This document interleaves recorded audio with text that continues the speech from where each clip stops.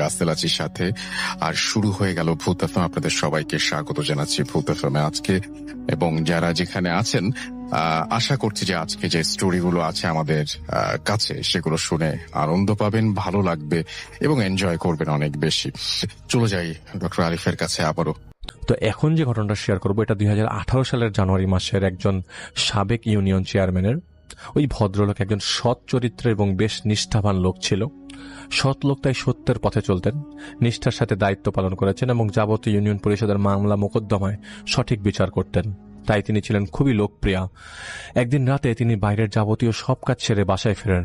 বাসায় ফেরার পর তিনি অনুভব করতে লাগলেন যে তার শরীরটা কেমন গরম হয়ে গেছে, শরীর থেকে কেমন একটা গরম ভাব বেরোচ্ছে। তার অস্থির লাগছিল, কপালে বিন্দু বিন্দু ঘাম।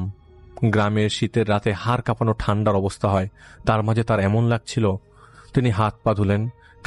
খাবার খাওয়ার পর তিনি পেটে ব্যথা অনুভব করতে লাগলেন। এক সময় তিনি দেখলেন তার বেশ ব্যথা অনুভব করছেন। একটা সময় বমি শুরু হয়ে যায় এবং তিনি মাটিতে পড়ে যান। সেই রাতে অনেক সেবা করার পর তার যন্ত্রণা কমে যায় এবং ভোর নাগাদ তিনি একটু ঘুমান।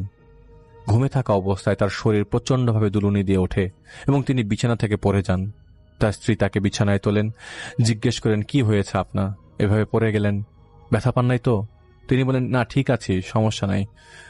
তো তিনি স্বপ্নে দেখেছিলেন তিনি উঁচু কোথাও থেকে পড়ে যাচ্ছেন, হয়তো সেই কারণে শরীর এমন কেঁপে উঠেছে। আর রাতে যেহেতু অসুস্থ ছিলেন, শরীর দুর্বল এমন হয়েছে তা চিন্তা করে রাখলেন। তিনি পুনরায় শুয়ে পড়েন।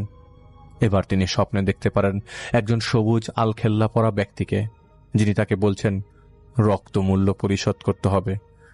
3 বার চেয়ারম্যানকে সেই সবুজ আলখেল্লা পরা লোকটি তাকে একই কথা বলেন। এরপর তার ঘুম ভাঙে এবং তিনি বুকে প্রচণ্ড ব্যথা অনুভব করেন। এরপর তাকে হাসপাতালে নেওয়া হয়। সেখান থেকে তাকে ঢাকায় রেফার করা হয়। পরীক্ষা নিরীক্ষা করে ডাক্তাররা রীতিমতো অবাক হয়ে যান। তার হার্ট অ্যাটাক হয়েছে, তার রক্তে সংক্রমণ, কিডনি প্রায় বিকল হওয়ার মতো অবস্থা, জন্ডিস সহ আরও কিছু রোগ ধরা পড়ে। একদিন একজন রোগীর এমন সংকটাপন্ন হওয়াটা বিরল। একই সাথে তার চিকিৎসা চলছিল। তার মধ্যে সেই চেয়ারম্যান প্রতি রাতে সেই সবুজ আলখেল্লা পরা ব্যক্তিকে দেখতে লাগলেন সরাসরি। সে এসে তার কাছে দাঁড়াতো এবং বলতো, তোমাকে কিন্তু রক্তমূল্য পরিশোধ করতেই হবে। তার আগে তোমার পাপের প্রায়শ্চিত্ত তোমাকে বেঁচে দেখিয়ে দিব তোমাকে আমি দিব মৃত্যু যন্ত্রণা, তোমাকে তিলে তিলে শেষ করে দিব। প্রতিদিন তোমাকে যন্ত্রণা দিব, তুমি মৃত্যু কামনা করবে যন্ত্রণা থেকে বাঁচার জন্য। আদারওয়াইজ রক্তমূল্য দাও বেঁচে থাকতে চাইলে। এমন অবস্থায় তিনি কথা বলতে পারছিলেন না। আর সেই আলখেল্লা পরা লোকটা তাকে ভয় দেখিয়েই যাচ্ছিল। একটা সময় তিনি ভয় পেলেন না। এভাবে তিনি প্রতিদিন চলতে লাগলো। প্রতি রাতে এই ব্যক্তি আসতো এবং কথাগুলো বলতো। একদিন রাতে এই আলখেল্লা পরা লোক তার কাছে আসে এবং তার অক্সিজেনের সাপ্লাই বন্ধ করে দেন। হাতের সাথে যে আমাদের স্যালাইন যেটা দেওয়া হয় সেটা নির্দয়ের মতো খুলে ফেলেন। চেয়ারম্যান সাহেব কিছুই করতে পারছিলেন না। চেয়ারম্যানকে তিনি উপরে তুলে সেইখানেই ফ্লোরে ফেলে দেন। চেয়ারম্যান সাহেব আর কিছু মনে ছিল না। 4 দিন পর তার জ্ঞান ফেরে। এরপর তিনি এই সব কিছু তার পরিবারকে বলে দেন। সবুজ আলখেল্লা পরা ব্যক্তির কথা বলেন। এখন যেহেতু তারা গ্রামে বসবাস করেন, তারা এই সমস্ত জাদু কুফরি বিশ্বাস করতেন। তাই তারা একজন কবিরাজের কাছে যে এই সমস্যার কথা বলেন। কবিরাজ চেয়ারম্যানকে দেখতে ঢাকায় আসে। হাসপাতালে কবিরাজ চেয়ারম্যানকে তার মতো পরীক্ষা করে বলে, ওনার উপর একজন বলশালী জিনের প্রভাব আসছে। কোনো না কোনো কারণে এই জিন তার উপর ক্ষিপ্ত। আমার এত জ্ঞান নেই ভাই, মানসিক সাহসও নেই যে এই জিনের মোকাবেলা করব। তো এদিকে চেয়ারম্যান সাহেব জানতে চায় যে কেন এমন হওয়ার কারণ কি। তো উনি তো কারো কোনো ক্ষতি করে নাই, তো তাকে কেউ জাদু করলো কিনা। সেই কবিরাজ বলে, না চেয়ারম্যান, এটা জাদু না। চেয়ারম্যান সাহেব, এটা জাদু না, জিন প্রতিশোধ নিচ্ছে তার উপর। চেয়ারম্যান সাহেব সাহায্য চাইলেন, বললেন এমন কিছু কি করা যায় যেটা থেকে জিন আটাকে না ধরতে পারে। তখন সেই কবিরাজ তাকে একটা তাবিজ লিখে দেয় এবং বলে এটা হাতে বেঁধে রাখেন, আর আপনারা ভালো কাউকে দেখান। চেয়ারম্যান সাহেবকে তিনি আশ্বস্ত করে দেন যে ভালো কাউকে দেখালে হয়তো সুস্থ হতে পারেন, কারণ তার অসুস্থতা সেই জিনের কারণেই। সেই জিন চলে গেলে তিনি অসুস্থ হয়ে যাবেন, এরকম বিশ্বাস তাকে দিয়ে যায়। তো সেদিন রাতে সেই আলখেল্লা পরা জিনটা চেয়ারম্যান সাহেবের কাছে আসে। এসে আগে সেই তাবিজটা খুলে নেয়।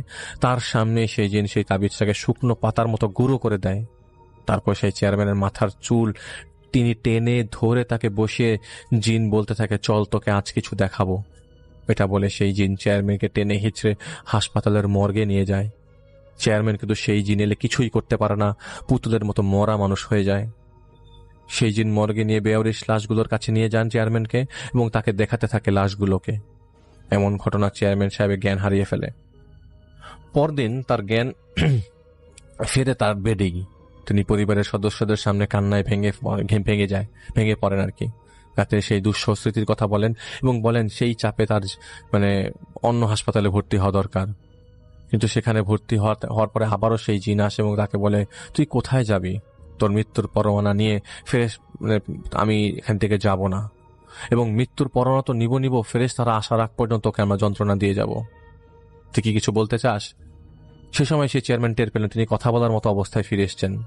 তিনি বলেন, আমি কি করেছি আপনি আমাকে ক্ষমা করে দেন, আমাকে মেরে ফেলেন না, আমি কখনোই কারো ক্ষতি করি নাই।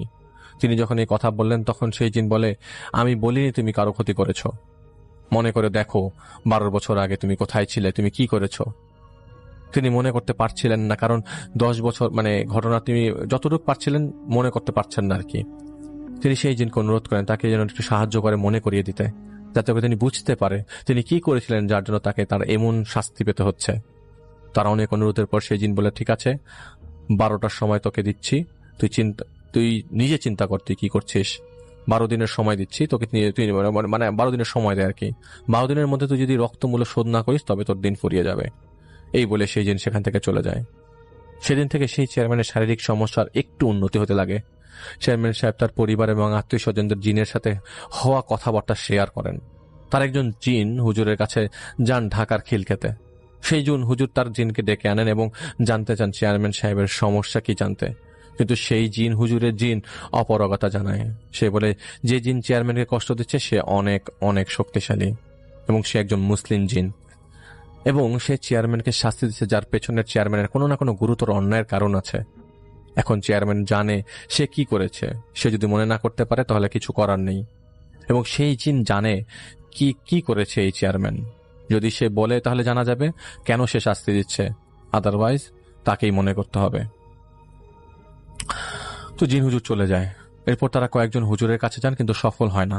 এদিকে 7 দিন চলে যায় সেই জিনের দেয়া 12 দিনের মধ্যে। এই সময় তারা জাহিদ ভাইয়ের সাথে যোগাযোগ করে। আসলে মূলত তারা খোঁজ পায় ওই যে একবার মাদ্রাসার কথা বলেছিলাম, মাদ্রাসার একটা ঘটনা বলেছিলাম, সেই বাঁধনের কাজ করেছিল, সেই বাঁধনের কাজের একজনের থ্রুতে আর কি। সেই মাদ্রাসার একজন হুজুর ওই এলাকার মসজিদের ঠিকানা দিয়ে বলে এই মসজিদের একজন লোক আছে যিনি এই জাহিদ ভাইকে চেনে, তার সাথে পরিচয় করে দিতে পারবে। তারপর দিন জোহরের সময় সেই মসজিদে এসে জাহিদ ভাইয়ের খোঁজ করে। মসজিদের খাদেম জাহিদ ভাইকে ফোন দেয় এবং তাদের কথা বলে। যেহেতু ব্যক্তি অসুস্থ এবং নিজে এসেছে, তাই জাহিদ ভাই নিজে যে দেখা করে মসজিদে, যে দেখে সেই চেয়ারম্যান হুইল চেয়ারে বসে আছে, তার সাথে তার 2 ছেলে এবং গাড়ির ড্রাইভার। চেয়ারম্যান সাহেব জাহিদ ভাইয়ের সাথে ঘটে যাওয়া ঘটনা শেয়ার করে এবং কান্নায় ভেঙে পড়ে, কারণ তাকে জিন 12 দিন সময় দিয়েছে। এরপর সে তাকে মেরে ফেলবে যদি রক্ত মূল্য পরিশোধ না করা হয়, এবং 8 দিন অতিবাহিত হয়ে গেছে, কিন্তু তারা এখনো জানতে পারেনি রক্ত মূল্য কি। তো জাহিদ ভাই তার নাম ঠিকানা নেয় আর কি, এবং বলে যে রাতের বেলা জাহিদ ভাই জিনের সাথে কথা বলবে, এই জিনটা কে এবং রক্ত মূল্যটা কি। তো রাতের বেলা জাহিদ ভাই তার আমির সাহেবকে জিনকে সেই চেয়ারম্যানের নাম ঠিকানা দেয়। আমি আগে বলেছি জাহিদ ভাই জিনকে তিনি আমির সাহেব বলে সম্বোধন করেন, এবং যা যা চেয়ারম্যান সাহেব বলেছিল তিনি তাকে বলেন। তিনি বলেন অপেক্ষা করো। ওনার প্রথম কথা হলো কৃতকর্মের ফল পেতে হয়, সেটা বেঁচে থাকা অবস্থায় হোক আর মৃত্যুর পরেই হোক। আল্লাহ জানেন কার মাধ্যমে কার উপকার তিনি করবেন বা কার মাধ্যমে তিনি তাকে শাস্তি দেবেন। এই চেয়ারম্যান অবশ্যই শাস্তি পাবে, কেন একজন নির্দোষ ব্যক্তি যখন হত্যা করা হয় আল্লাহর আরশ কেঁপে ওঠে। নির্দোষ এক ব্যক্তিকে গরু চোর মনে করে যদি পিটিয়ে হত্যা করা হয়, এবং একজন ক্ষমতাধর চেয়ারম্যান হওয়া সত্ত্বেও সে যখন উন্মুক্ত ছিল, কিছুই করতে পারে নাই, তখন নির্দোষ প্রমাণ ছাড়াই যখন চোর ভাবে তাকে গুনাহের সমান পাপী সেও হবে।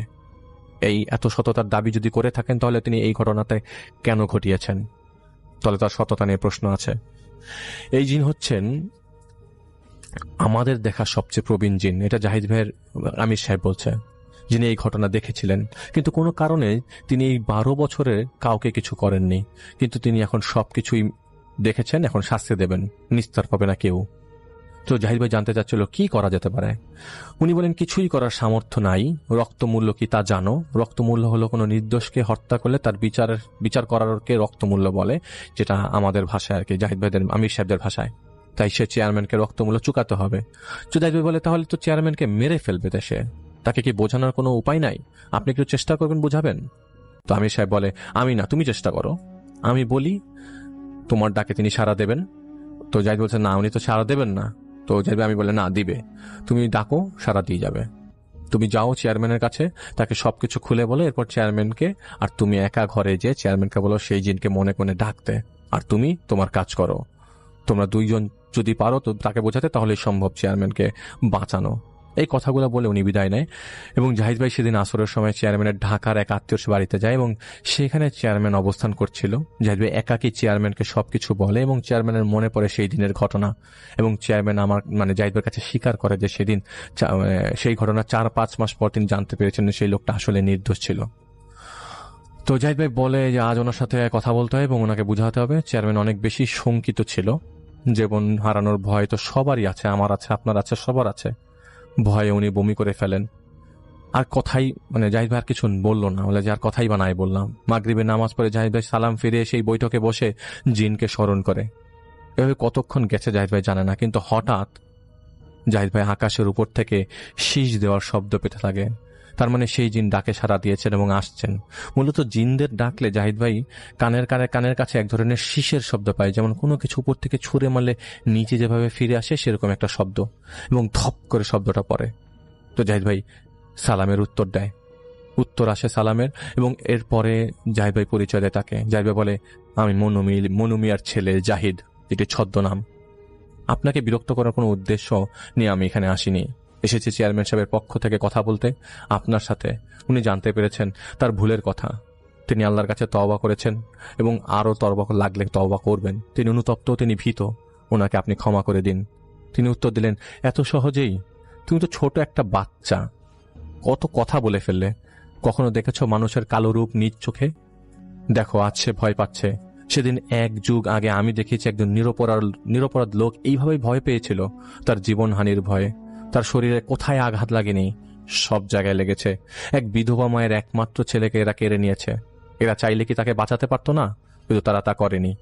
আমি এগিয়ে গিয়েছিলাম মনুমিয়ার ছেলে ঢাল হয়ে তাদের অজস্র আঘাত নিজের উপর নিয়েছি শুধু সেই গরিব ভ্যান চালককে বাঁচাতে, কিন্তু পারিনি। এরা কলুষিত, নিজের কিছু ছাড়া তারা আর কারো কথা ভাবে না। আমি চাই তাকে সেই যন্ত্রণা দিতে। এতদিন কিছু করিনি, কারণ বারবার তাকে ইশারা দিয়েছি আমি যাতে সে ভুল বুঝতে পারে, সেই লোকের কাছে মাফ চেতে পারে। এতগুলো দিন জাহিদ ভাইয়ের আমি সেই মায়ের সেবা করেছি, আজ সেই মা নেই। কেউ তাকে ক্ষমা করতে যদি পারে, একমাত্র সেই মা পারেন। সেই মা তো এখন নেই, তাই ওর মৃত্যুর আগ পর্যন্ত আমি ওকে যন্ত্রণা দিয়ে যাব। আমি ওনাকে বোঝানোর জাহিদ ওনাকে বোঝানোর চেষ্টা করলো, তিনি শুনল না এবং তিনি সেখান থেকে চলে গেল। তো জাহিদ ভাই বাসায় ফিরে আসে এবং সহজেই হাল ছাড়ার যেহেতু লোক না জাহিদ ভাই, তিনি সেই রাতে পুনরায় এসে জাহিদ ভাই আমির সাহেবকে ডাকে এবং বলে যে জিনে কি বলেছে এবং কি করণীয়। জাহিদ ভাই আমির সাহেবকে বলে, যেহেতু তোমার ডাকে তিনি সাড়া দিয়েছেন, তুমি তাকে আবার ডাকো, তাহাজ্জুদ পরে তুমি ডাকো, আমিও থাকবো। তাহাজ্জুদের আগেই একটা আমল দিয়ে দিই, এটা করো। তো জাহিদ ভাই সে আমলটা করে, যার কারণে সেই জিন যেন বুঝতে না পারে জাহিদ ভাই তাকে ডাকছে। তো জাহিদ ভাই নামাজে দাঁড়িয়ে যায়, অনেক লম্বা সময় নিয়ে নামাজ পড়ে। এটুকু বুঝে গেছিল যে জিন এসে গেছে এবং ঘরের বাইরে দাঁড়িয়ে আছে। জাহিদ ভাই ঘর থেকে বের হলো এবং আমির সাহেব তখন সেখানে আসে।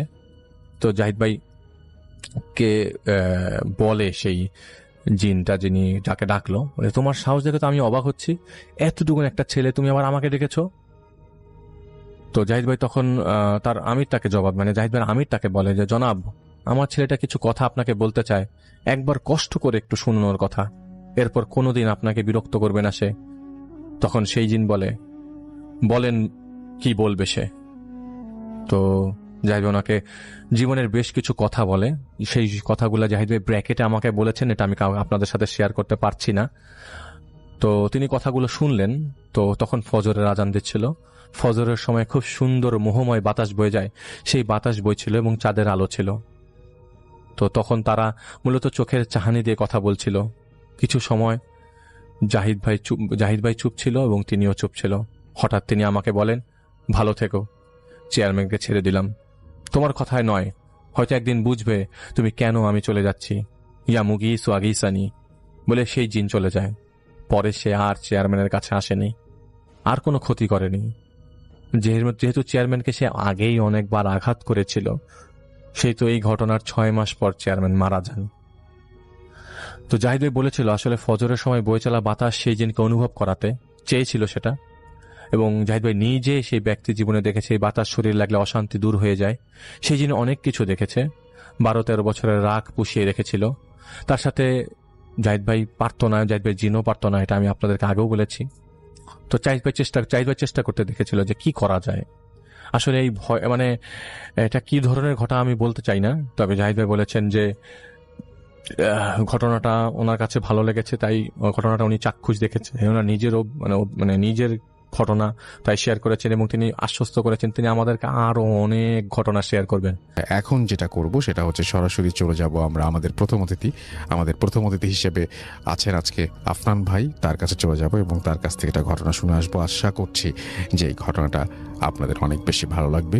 চলুন শুরুতেই চলে যায় আফনান ভাইয়ের কাছে। ঘটনাটি ঘটেছিল আসাদুল নামে একটি ছেলের সাথে। ঘটনাটার সময়কাল 2004 সালের জুন মাসের 15 তারিখ। আসলে 15 তারিখটা মনে থাকার জন্য একটা বিশেষ কারণও রয়েছে। কারণ হচ্ছে ওই দিনটা ছিল ওই পরিবারের জন্য একটি বিশেষ দিন। ঘটনাটি ঘটেছিল বগুড়া জেলার ধুনট উপজেলার গোপালনগর ইউনিয়নের একটি গ্রামে। আসলে ওই দিনটিতে ছিল ওই বাড়িতে একটি বিয়ের অনুষ্ঠান উপলক্ষে বাড়িতে ব্যাপক আয়োজন করা হয়। গরু খাসি জবাই করে খানাপিনার আয়োজন করা হয়। ওনাদের নিকট আত্মীয় স্বজন, দূরের আত্মীয় স্বজন প্রায় সকলেই এসেছিলেন। তাছাড়া পাড়া প্রতিবেশীরা তো ছিলেনই। মহা ধুমধামে বিয়ের অনুষ্ঠান শেষ হয়ে যায়।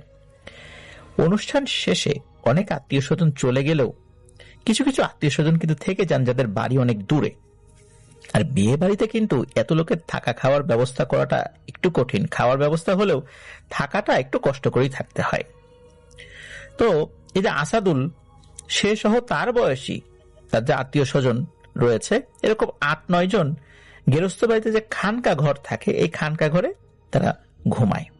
খানকা ঘর বলতে গ্রামের বাড়িতে, বিশেষ করে যে গেরস্ত বাড়িতে তাদের যে মেইন থাকার ঘর, সেই ঘর থেকে একটু দূরে মানে উঠানের শেষ প্রান্তে দিনের বেলা বসে থাকার জন্য এক ধরনের ঘর থাকে, যেগুলো সাধারণত বেড়া থাকে না, চাল থাকে। এগুলোকে অনেকে খানকা ঘর বলে থাকেন আর কি। তো বিয়ের অনুষ্ঠানের পরে সবকিছু পরিষ্কার করা হয়। এদিকে যে এঁটোগুলো রয়েছে, বিভিন্ন মাংসের হাড় গোড় এগুলো রয়েছে, তো এই জিনিসগুলো সহ আরো যে সমস্ত এঁটো খাবার যেগুলো ছিল, সেগুলো ওই খানকা ঘরের পাশে একটা ছোট্ট পুকুর রয়েছে, ওই পুকুরের পাড়ে ফেলে রাখা হয়। এটা ফেলে রাখার কাজটা কিন্তু আসাদুল নিজেই করেছিলেন এবং তার বন্ধু বান্ধবরাও করেছিলেন।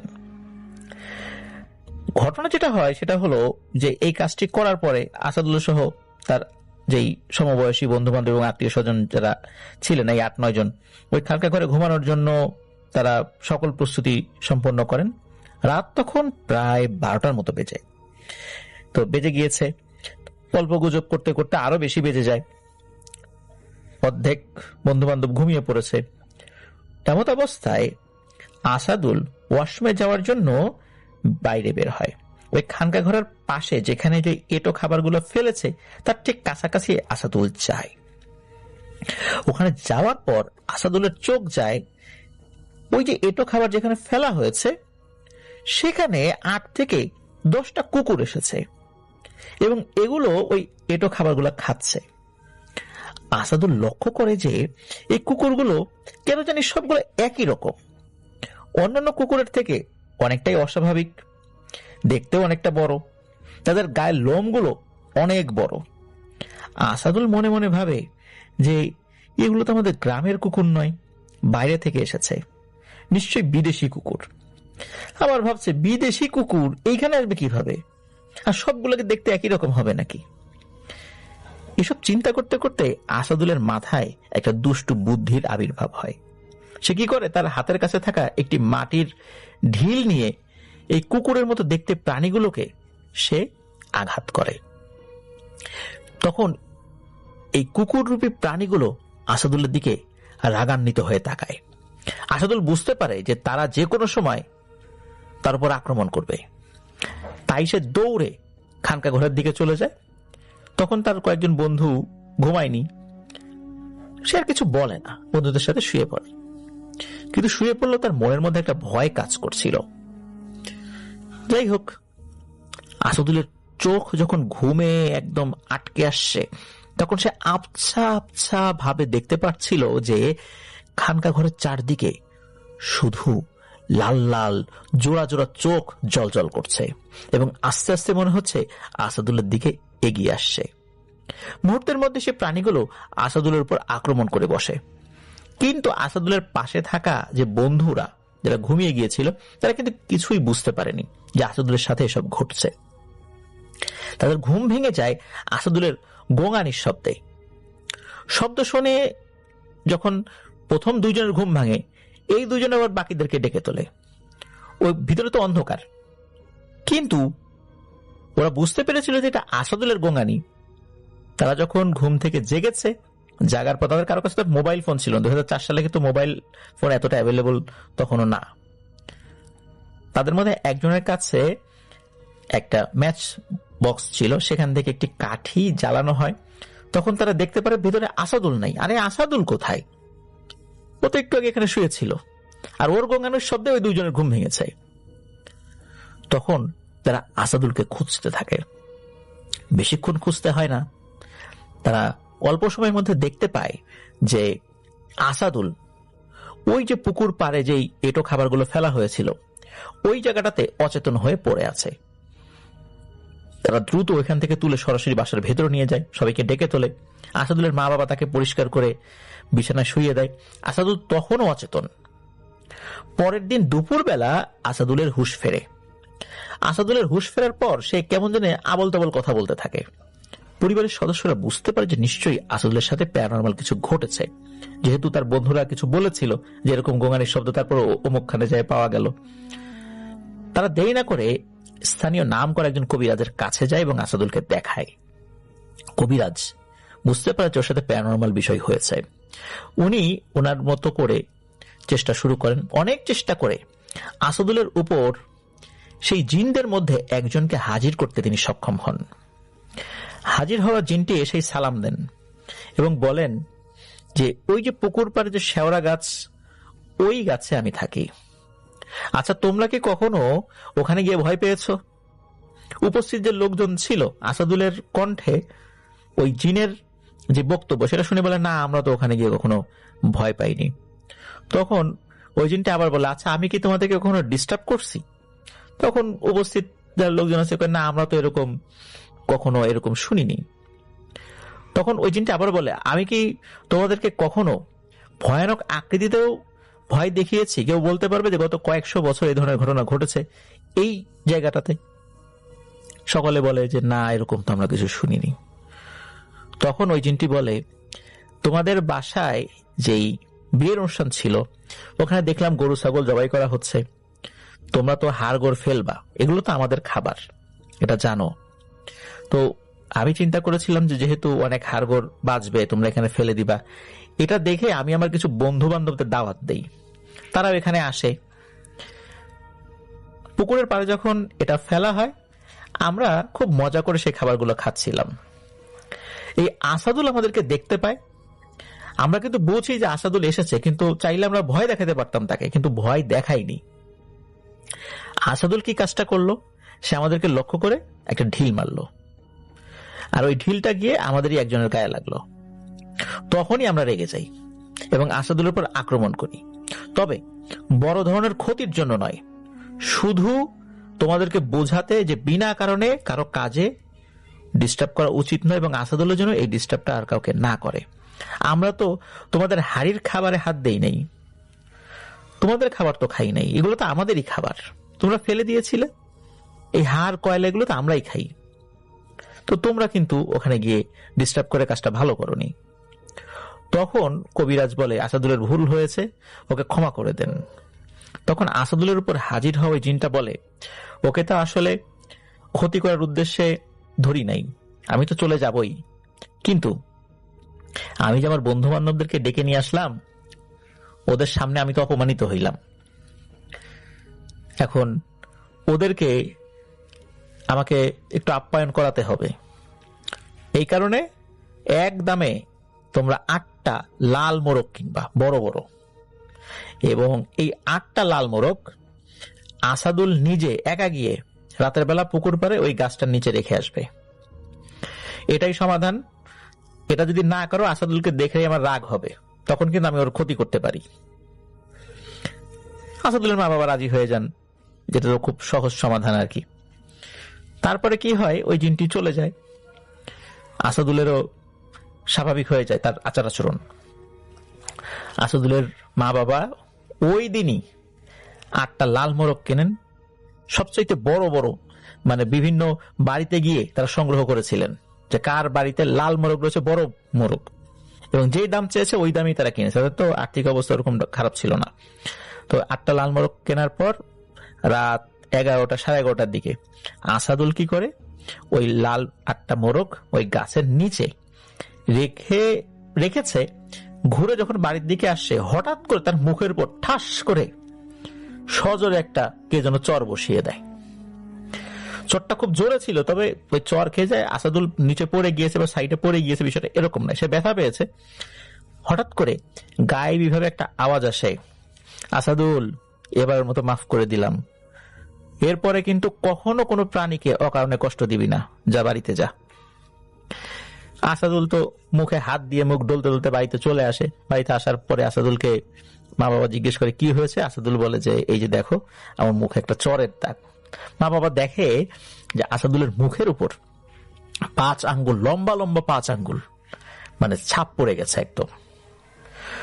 আসাদুল কিন্তু ওই চর খেয়ে এবং ওই গায়েবী আওয়াজ শুনে খুব একটা ভয় পায়নি, কারণ কণ্ঠটা এমন ছিল, সেটা ছিল স্বাভাবিক মানুষের কণ্ঠের মতোই, আর পরামর্শ দেওয়ার ধরনটা ছিল ঠিক যেমন কোনো মুরব্বী জুনিয়র কাউকে শাসন করে ঠিক এমন।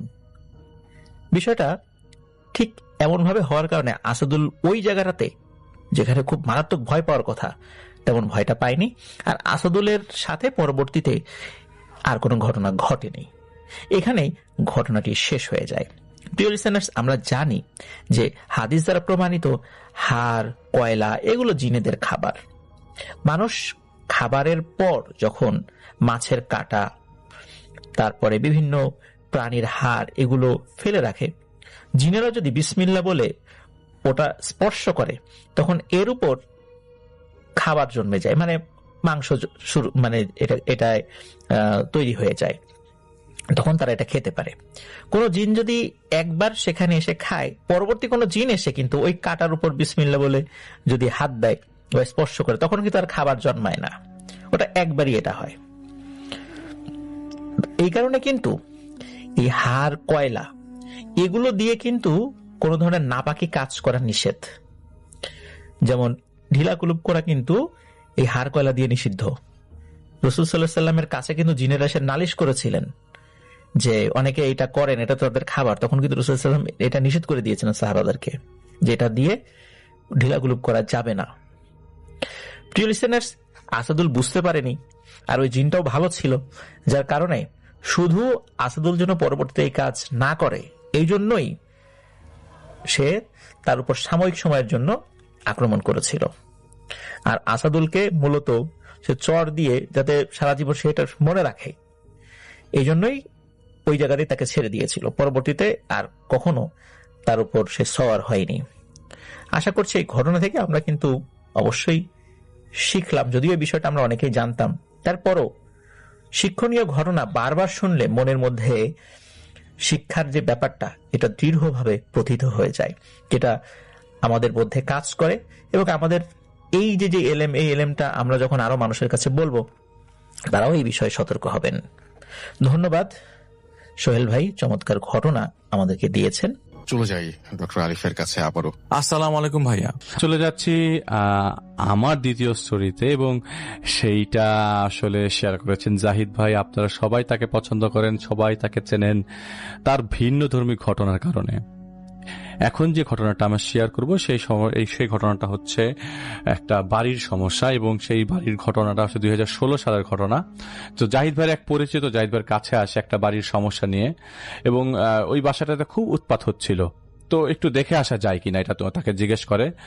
আর যেহেতু জাহিদ ভাই তাদেরকে দেখতে পারে, সেটা ওই লোক জানতো, তো শুরুতে যখন জিজ্ঞেস করে যে কি সমস্যা ভাই, তো তাকে শুরুতেই বলে হয় না কোনো সমস্যা। তো জাহিদ ভাই বলে যে মানুষ কেন জানি তাকে বলতে চায় না শুরুতে তাদের সমস্যাটা কি, সবসময় চায় সে যেন যে সে জায়গাগুলো দেখে। তো জাহিদ ভাই যায়, তো ওই আশকোনা এলাকা আশেপাশে সেই বাড়িটা আর কি, আশকোনাতে।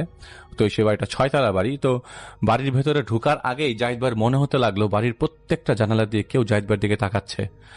জাহিদ ভাই বাড়ির দিকে তাকিয়ে দেখে পুরো বাড়িটা খালি, কোনো ভাড়াটিয়া নাই। বাসায় তিনি প্রবেশ করে, শরীরে বারবার কাটা দিচ্ছিল। মনে হতে লাগলো এই বাসার বাতাসটাই তো বিষাক্ত। গুমোট একটা ভাব। বাড়ির মালিক দরজায় দাঁড়িয়েছিল। জাহিদ ভাই দেখে তাদেরকে দরজায় দাঁড়িয়ে আছে, এবং তিনি দেখে যে দরজায় অনেকগুলো তাবিজ ঝুলানো এবং অনেক সূরা কাগজে লিখে দেয়ালগুলোতে বাঁধিয়ে রেখেছে। ঘরে প্রবেশ করার পর জাহিদ ভাইয়ের কাছে গুমোট ভাবটা কম লাগতে শুরু করে। এক সময় জাহিদ ভাই লক্ষ্য করে বাড়িওয়ালার ঘরের সব জানালা দরজায় অনেকগুলো তাবিজ ঝুলানো, প্রতিটা দেয়ালে বিভিন্ন সূরা কাগজে লিখে ঝুলিয়ে রেখেছেন। বাড়িওয়ালা এবং তার স্ত্রী কুশল বিনিময় করার পর জাহিদ ভাইকে বসালেন। তাদেরকে বললেন কি কারণে তারা তাদেরকে ডেকেছেন। বাড়ির মালিক ভদ্রলোক বললেন উনি এই বাড়ি ব্যাংক লোনের মাধ্যমে তৈরি করেছেন।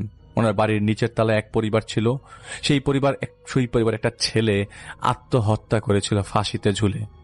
বয়স 22 কি 23 বছর। ছেলেটা মানসিক রোগীর মতো আচরণ করত, সারাদিন চুপ থাকত, কারোর সাথে মিশত না। একদিন ওর বাবা কোনো কারণে ওকে বকাবকি করলো, এমনকি মারও দিয়েছিল। সেদিন রাতেই ছেলেটা ফাঁসি দেয়। রাত পেরিয়ে সকাল হয়। দুপুরের পর যেহেতু ঘুম থেকে ওঠেনি, তাই ছেলেটার মা গেট চাপড়ালো, কিন্তু কেউ কোনো ধরনের সারা শব্দ পেল না। তো সারা শব্দ না থাকে বাড়ির পেছন দিক দিয়ে যে জানালা দিয়ে দেখে ছেলেটা ঝুলছে। পুলিশ এসে লাশ উদ্ধার করে। আলামতে বোঝা যায় সে নিজের হাত আগে কেটেছে, তারপর ফাঁসিতে ঝুলেছে। ওর লাশ বের করে নিয়ে যাওয়ার পর খুব বাজে একটা গন্ধ সেই বাড়িটা ভরে যায়। পরে সকল কাজ সেরে সেই ছেলেটার দাফন শেষ করা হয় গ্রামে। তারপর থেকে ওনার এই বাড়িতে রীতিমতো উপদ্রব শুরু হয়। প্রথম দিকে পানির মোটরের সুইচ বন্ধ হয়ে যেত, বিদ্যুতের মেইন সুইচ বন্ধ হয়ে যেত। রাতের বেলা প্রতিটা রাতে পুরো বাড়ির দেয়াল জুড়ে ধপ ধপ শব্দ হতো। বাড়ির ছাদে সেই ছেলেটাকে হাঁটতে দেখা যেত। একসময় অন্যান্য ভাড়াটিয়ারা ছেলেটাকে ঝুলন্ত অবস্থায় কখনো সিঁড়ি ঘরে কখনো নিজেদের ঘরে দেখতে পেল, এবং এটা রেগুলার হতে থাকলো। রাতভর বাড়ি জুড়ে পচা গন্ধ পাওয়া যেত। এই কারণে 1 মাসে পুরো বাসা খালি হয়ে যায়।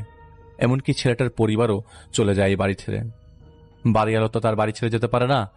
এরপর থেকে তারা দেখতে পেল ছেলেটা যেভাবে ফাঁসিতে ঝুলেছিল সেইভাবে কোনো না কোনো সময় দেখা যেত তাদের শোয়ার ঘরে ঝুলছে, কখনো ড্রয়িং রুমে ফ্যানের সিলিংয়ে ঝুলছে, অথবা তারা শুয়ে আছেন তাদের পাশেই ঝুলে দাঁড়িয়ে আছে দড়ি লাগিয়ে।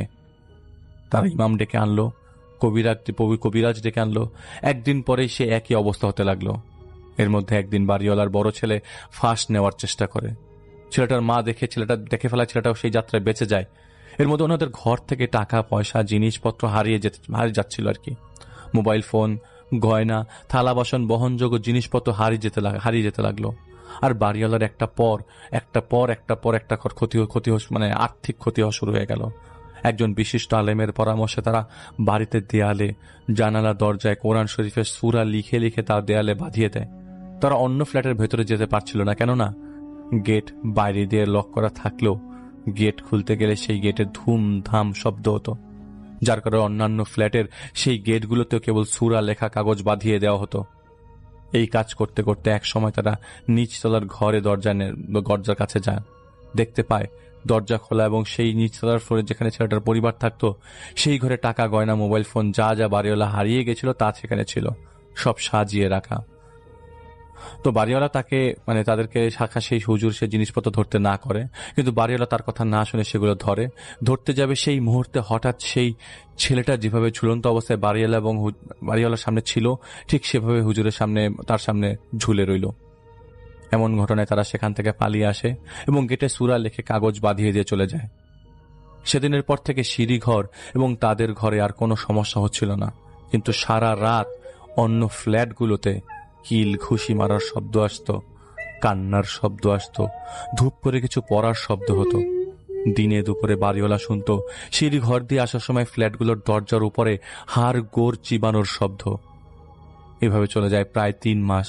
গত কয়েকদিন ধরে তারা সেই ফ্ল্যাটগুলো পাশ দিয়ে শুনতে গেলে কটমট শব্দ পায় এবং বাসার চারপাশে মোরগ, মুরগি, পাখি এমনকি কুকুরের আধা খাওয়া মরা শরীর পড়ে থাকতে দেখা যায় প্রতিটা দিন। তাই তাকে ডাকা হয়েছে, জাহিদ ভাইকে ডাকা হয়েছে।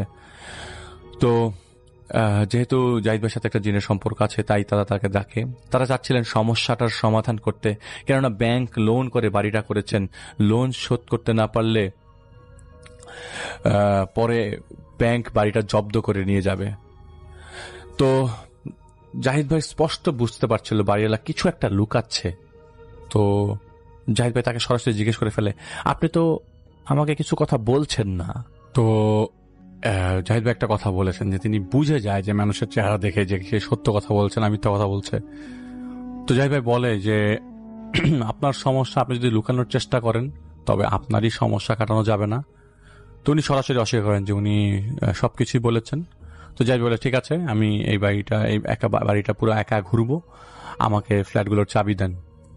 তো তাকে চাবি দেওয়া হয় এবং উনি বের হয়ে যায় ওনার ঘর থেকে, এবং জাহিদ ভাই জেনে নেয় যে কোন দিকের ফ্ল্যাটে সেটা আত্মহত্যা করে।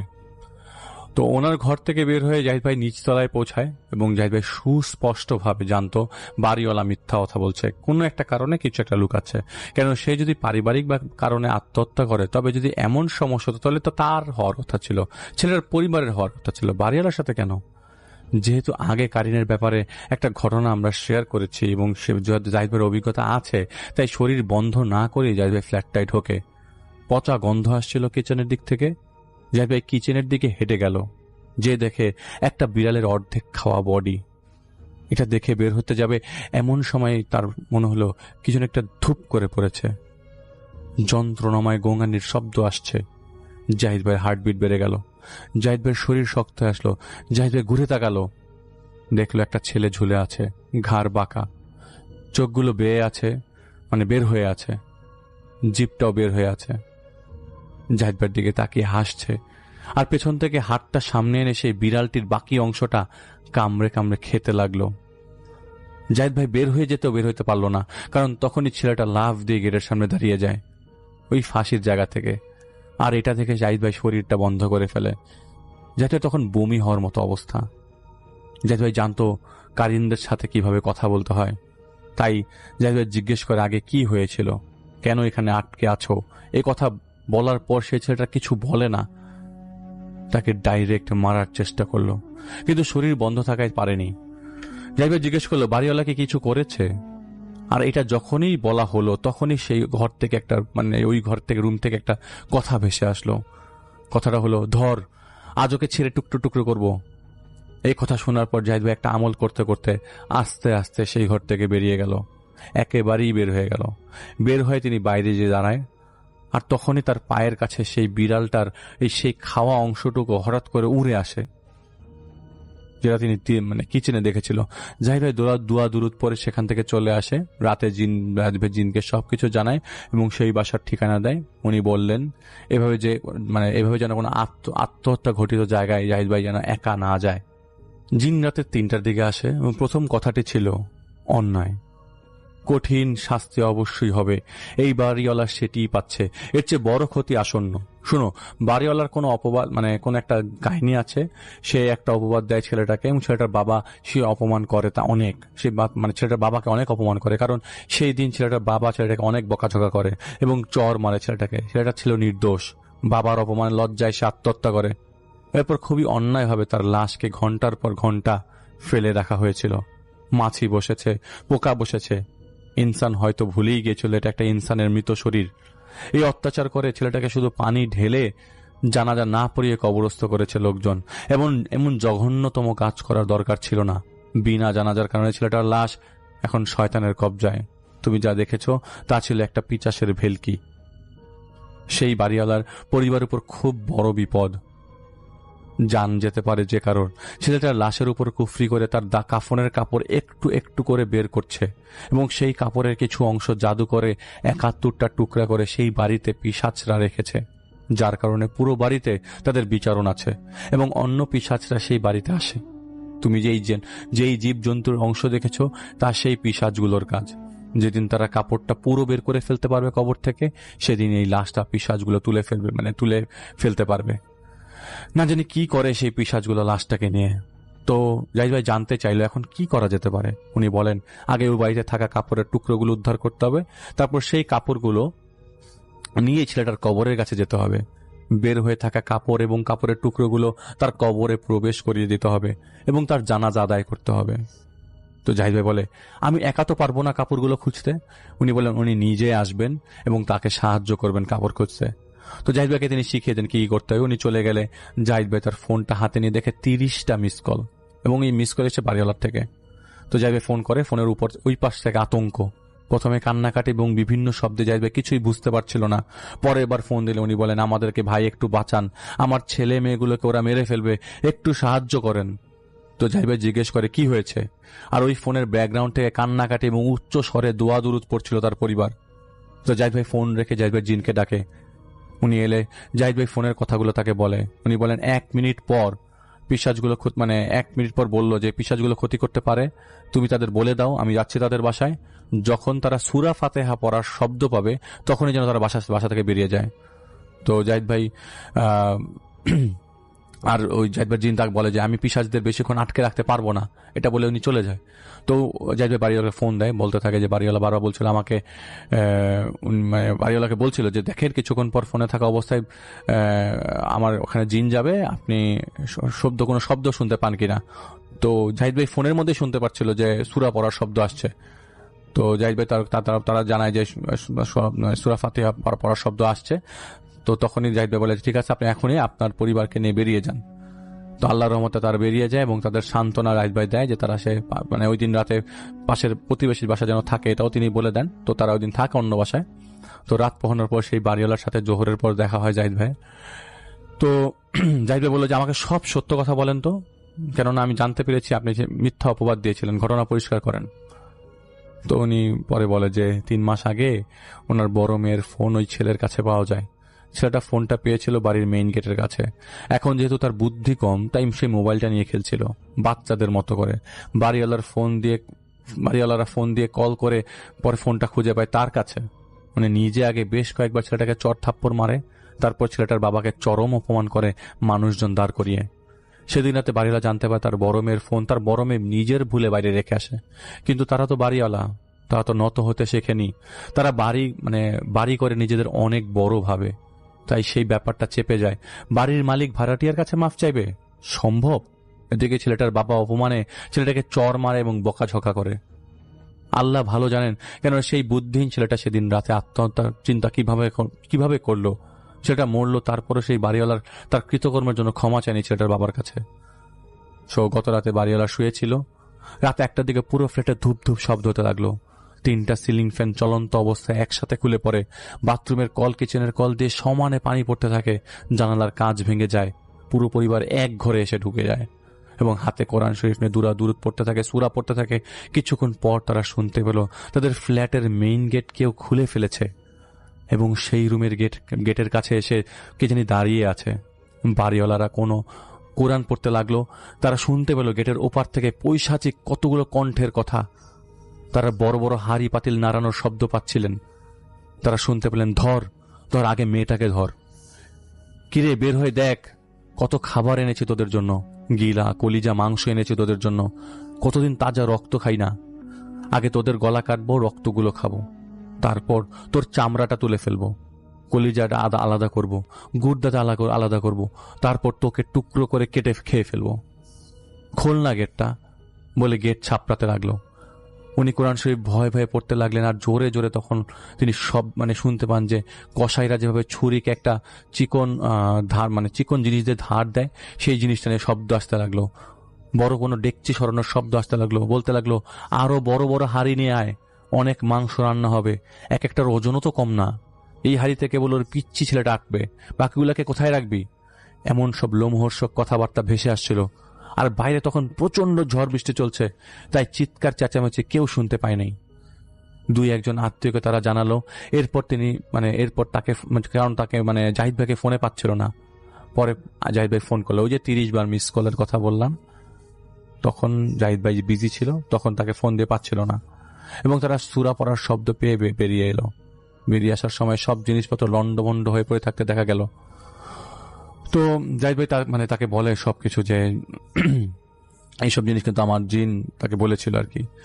তো জাহিদ ভাইয়ের সাথে ওই লোক রাজি হয় ছেলের বাবার কাছে মাফ চাইতে, এবং তিনি নিজেই ছেলেটার জানাজা আদায়ের ব্যবস্থা করবেন বলে জাহিদ ভাইকে জানান। সেদিন রাতে একটা হারিকেন জ্বালিয়ে জাহিদ ভাই সেই জিন জাহিদ ভাই জিন সহ সে বাসায় প্রবেশ করে, এবং জিনের সাথে আরো বেশ কয়েকজন জিন ছিল পাহারা দিতে। তো জাহিদ ভাইয়ের জিন বলে দিচ্ছিল কোথায় কোথায় কাপড়গুলোর টুকরা রাখা আছে, কিন্তু কাপড়ের টুকরোর জায়গায় জাহিদ ভাই রীতিমতো সাপ দেখছিল। তো জাহিদ ভাইয়ের আমির সাহেব যে জিন বলল যে শোনো, ওরা তোমাকে ধাঁধা দেখাচ্ছে, ওটা একটা কাপড়, তুমি চোখ বন্ধ করে তুলে ফেলো। কিন্তু আসলে জাহিদ ভাই পারছিল না। জাহিদ ভাই সাপ ভয় পায় না, কিন্তু তা ধরার মানসিকতা তখন ওই সময় হয়ে ওঠে নাই। জাহিদ ভাই একদমই পারছিল না দেখে তার ওই আমির সাহেব জিন তাকে নিজের হাতে কন্ট্রোল করে নিয়ে সেই ঘর থেকে 47টা কাপড়ের টুকরা বের করে। এভাবে পুরো বাড়ি থেকে 70টি টুকরা উদ্ধার করা হয়। শেষ টুকরাটা ছিল বাড়ির ছাদে।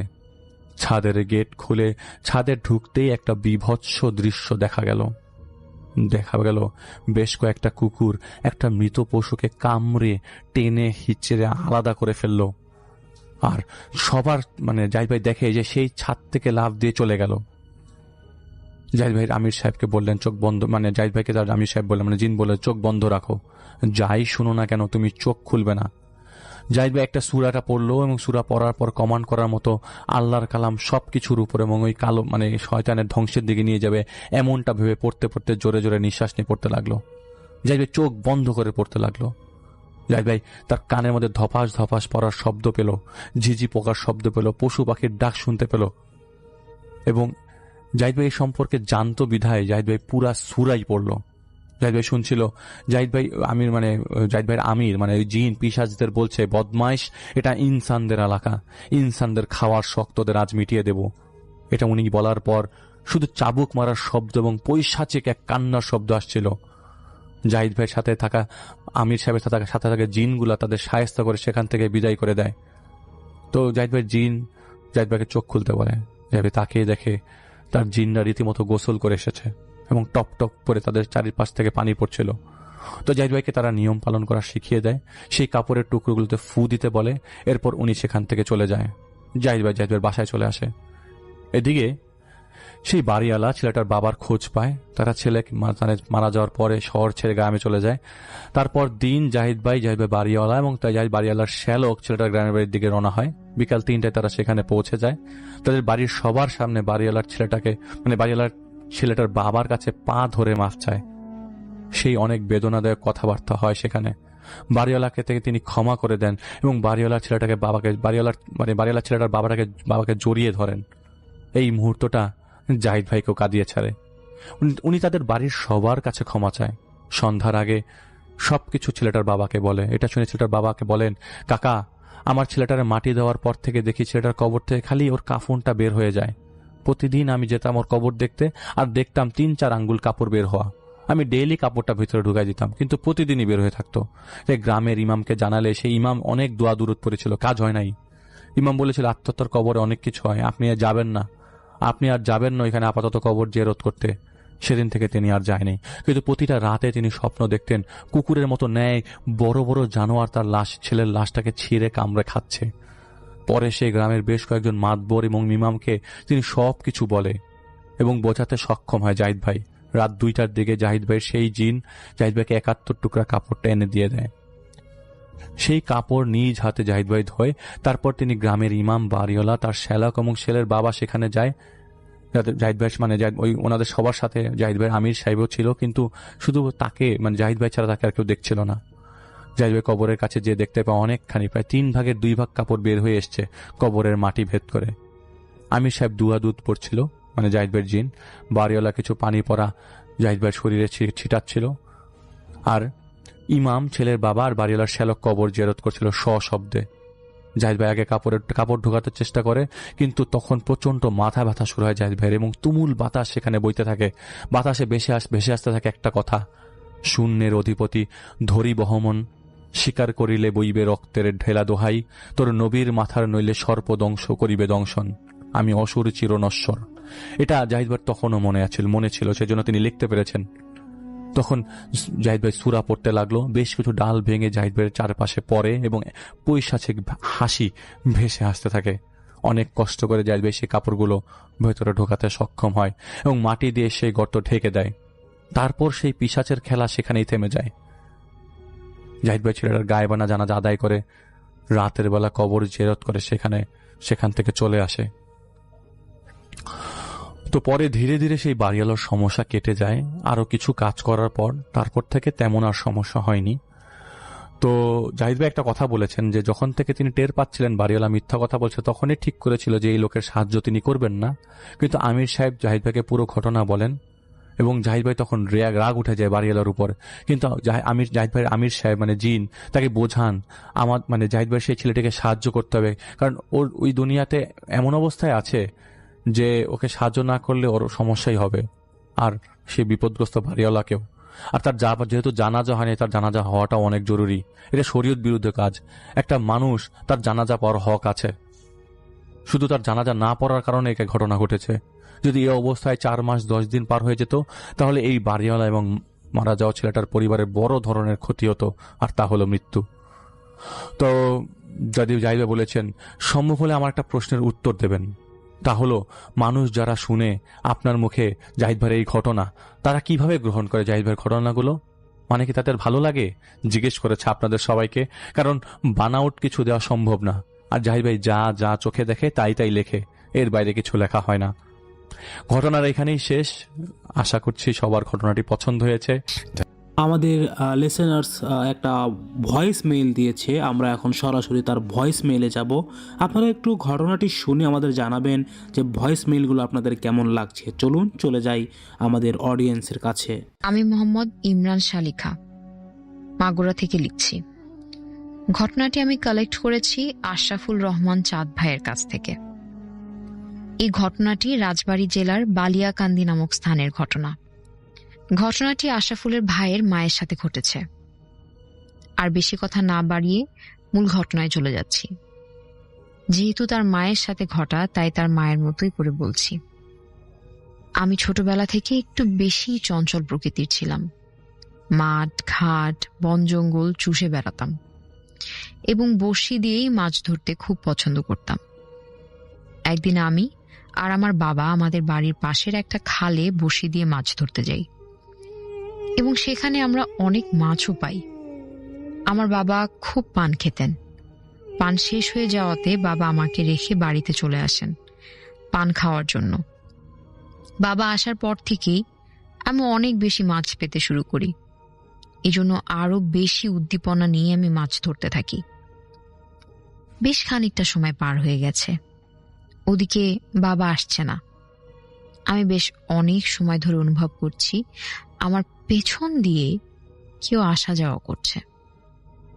আমি পেছন ফিরে দেখলাম সেখানে কেউ নেই। তারপর আমি আর কিছু না ভেবে আবার আমার কাজে পুনরায় মনোযোগ দিলাম। বাবা আসার কোনো নামই নেই। এদিকে সন্ধ্যা নেমে এসেছে। বাবা না আসতে আর সন্ধ্যা নেমে আসায় আমি বাড়ির দিকে রওনা হলাম। কিছু দূর আসার পর আমি অনুভব করলাম পেছনে কেউ আমার সাথে সাথে আসছে। আমি পেছনে ঘুরে দেখি কেউ নেই। আমি তখন একটু ভয় পাই এবং একটানা পা চালিয়ে তাড়াতাড়ি বাড়িতে চলে আসি। এদিকে সন্ধ্যা ঘনিয়ে আসায় বাড়িতে এসেই আমি মাছ কাটতে বসে যাই। মাছ কাটা শেষে মাছ পরিষ্কার করতে আমি দিঘির ঘাটে যাই। দিঘিটা ছিল অনেক বড় আর অনেক পুরনো। দিঘির চারপাশে 4টা পাকা ঘাট বাঁধানো ছিল। দিঘির ঠিক উত্তর পাশে মাঝ বরাবর একটা তাল গাছ ছিল, যেটা আমার নানা বাড়ির ঠিক বিপরীত পাশে পড়ে। আর নানারা থাকতেন দক্ষিণ পাশের পাড়ে। তাই আমি দক্ষিণ পাড়ের ঘাটে যাই মাছ পরিষ্কার করতে। মাছ পরিষ্কার করতে করতে আমার নজর যায় ওই তাল গাছের দিকে। দেখি তাল গাছ থেকে কিছু একটা পানিতে নামছে। আমি কেন জানি ওটার থেকে নজর সরাতেই পারছিলাম না। ওটা খুব দ্রুত বেগে ধেয়ে আসছে আমার দিকে। আমি অবাক হয়ে তাকিয়ে তাকিয়ে থাকলাম।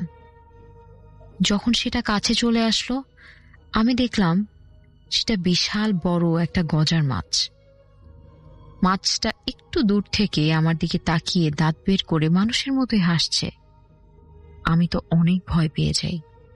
আমি যখনই চিৎকার দিতে যাব ঠিক তখনই গজার মাছটা আমার কনিষ্ঠ আঙুলে কামড় বসিয়ে দেয়। আমি জোরে চিৎকার দিয়েই সেন্সলেস হয়ে পড়ে যাই। এদিকে মা মাছ পরিষ্কার করতে দেরি দেখে ঘাটে আসে আমাকে ডাকার জন্য। এসে দেখে আমি অজ্ঞান হয়ে পড়ে আছি। মা চিৎকার করে বাবাকে ডাকে। বাবা এসে আমাকে ঘরে নিয়ে যায়। ঘন্টা খানেক পর আমার জ্ঞান ফিরে আসে। তারপর আমি সব ঘটনা বাবাকে খুলে বলি।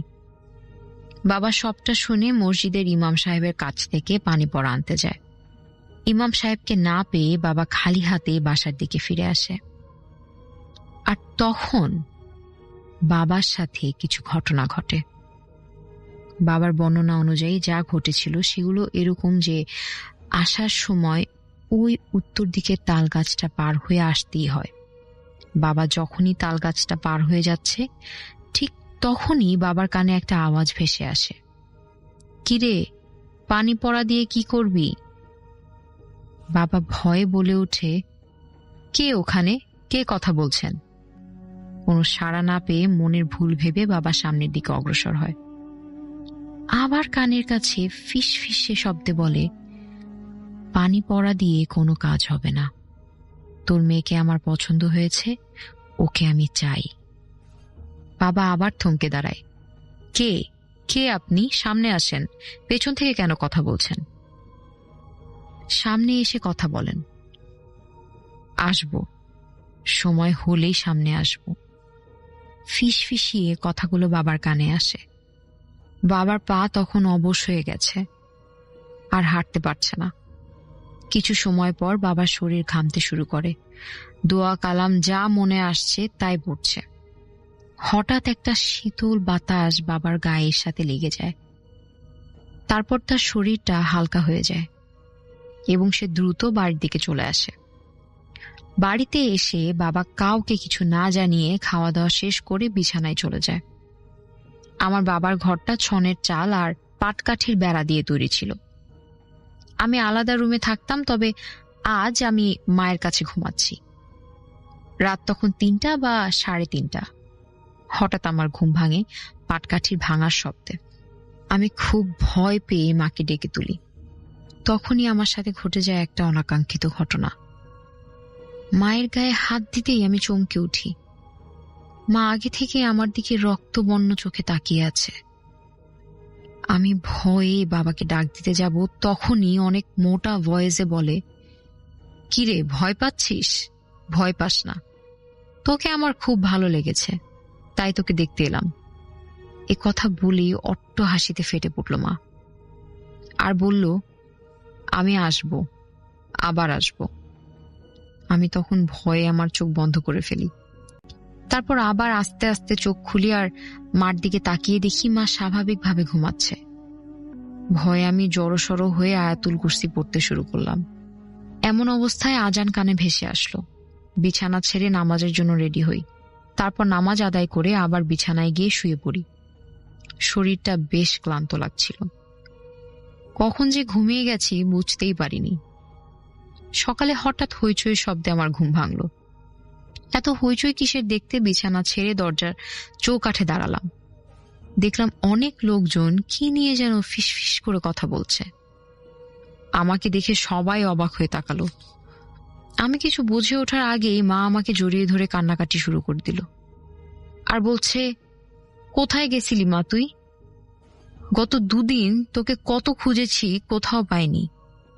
আমি বললাম, কি বলছো মা? আমি তো নামাজ আদায় করে বিছানায় ঘুমিয়েছিলাম। তখন বাবা বলল, হ্যাঁ রে মা, তোর মা ঠিকই বলছে।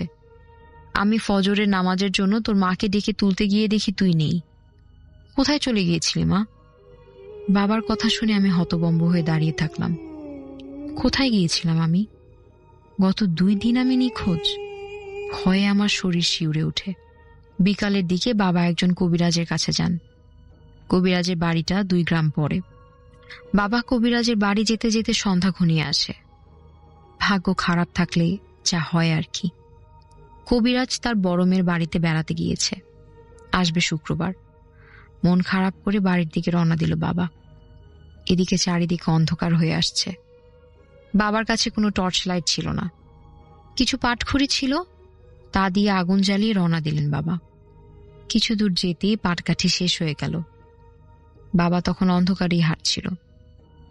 2 গ্রাম পার করে আমাদের গ্রামে প্রবেশ করেছে। 2 গ্রাম পার করে আমাদের গ্রামে প্রবেশ করেছে। কিছু দূর যেতেই তার মনে হলো তার পাশে কেউ যেন হাঁটছে। ডানে বামে তাকিয়ে কাউকে না পেয়ে আরো দ্রুত হাঁটা শুরু করলো। সামনে একটা পুরানো কবর। তার মনে হচ্ছে পাঞ্জাবি পরে কেউ যেন দাঁড়িয়ে আছে। বাবা তেমন কিছু না ভেবে মনের ভুল মনে করে কবরস্থানের পাশ দিয়ে যাচ্ছিল। এমন সময় কেউ বাবার নাম ধরে রাখছে, ছামু, ও ছামু, কই গেছিলি? কবিরাজ বাড়ি? কবিরাজরে পাও নাই?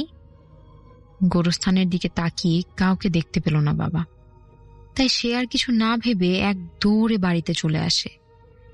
দীর্ঘ 1 সপ্তাহ পর কবিরাজের দেখা পেয়ে বাবা কবিরাজকে সব ঘটনা খুলে বলে। কবিরাজ সব শুনে বলল, আমি আগামী শনিবার সন্ধ্যার পর যাব, আর বাড়ির উঠানে ঠিক মাঝ বরাবর গোলাকার বৃত্ত করে সেখানে মাটি দিয়ে লেপে রাখবেন, আর দোকান থেকে 1 ডজন মোমবাতি ও আগরবাতি একদমে কিনে আনবেন। এই বলে কবিরাজ চলে গেল। কবিরাজের কথা মতো সব রেডি করে রাখলাম। শনিবার সন্ধ্যা পার হয়ে যাচ্ছে, কবিরাজ আসার কোনো নামই নেই। কবিরাজের দেরি দেখে বাবা রাস্তায় দেখতে যায় কবিরাজ আসছে কিনা। বাড়ি থেকে বেরোতেই দেখে কবিরাজ এক মনে কিসের দিকে তাকিয়ে সোজা হয়ে দাঁড়িয়ে আছে। আমি বললাম, কি ব্যাপার, আপনি এখানে দাঁড়িয়ে আছেন কেন? ভিতরে আসেন। কবিরাজের কোনো সাড়া শব্দ না দেখে কবিরাজের গায়ে হাত লাগাতেই তিনি একেবারে চমকে উঠে। বললাম, কি ব্যাপার, এখানে দাঁড়িয়ে কেন? ভিতরে চলুন। উনি বললেন, হ্যাঁ হ্যাঁ চলুন। ততক্ষণে চারিদিকে ঘুটঘুটে অন্ধকার। তিনি গোলাকার বৃত্তের চারিদিকে আগরবাতি মোমবাতি জ্বালিয়ে দিলেন এবং ব্যাগ থেকে আরো কি কি যেন বের করে চারিদিকে দিলেন। তিনি আমাকে নামাজের ন্যায় বসতে বললেন। কিছুক্ষণ পর বুঝতে পারছি চারিদিকে ঝড় তুফান শুরু হয়েছে, সব ভেঙে যেন আমার মাথায় পড়ল। তারপর আমার আর কিছুই মনে নেই। বাবার কাছ থেকে শুনেছি পরের ঘটনা। আমি সেন্সলেস হওয়ার পর কবিরাজ আমাকে বোতল থেকে পানি ছিটিয়ে দেয়। পানি ছেটানোর পরেই আমি উঠে দাঁড়িয়ে কবিরাজকে ধরার জন্য দৌড় দিই, কিন্তু আমি কবিরাজের দেওয়া দাগের এপারে আসতে পারলাম না। আসতে না পেরে আমি আরো রেগে যাই। কবিরাজ আমাকে প্রশ্ন করে, কে তুই, বল কে তুই? আমি বললাম, আমাকে দেখিসনি তুই? ছামু মিয়া, আর একটু দেরি করে আসলেই তো তোর জীবনটা নাশ করতাম। এ কথা বলেই আমি অট্টহাসিতে ফেটে উঠি। সেখানে উপস্থিত সবাই লক্ষ্য করলো আমার চোখগুলো রক্তবর্ণ হয়ে গেছে, যেন চোখ দুটি এখনই বেরিয়ে আসবে।